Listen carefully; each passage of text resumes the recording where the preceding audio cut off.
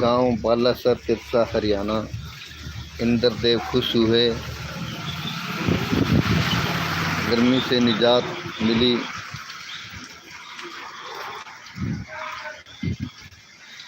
प्रकाश साल 1983 live cast देख रहे हैं आप। देखिए सड़क किस तरह नहर की तरह बहते हुए पानी।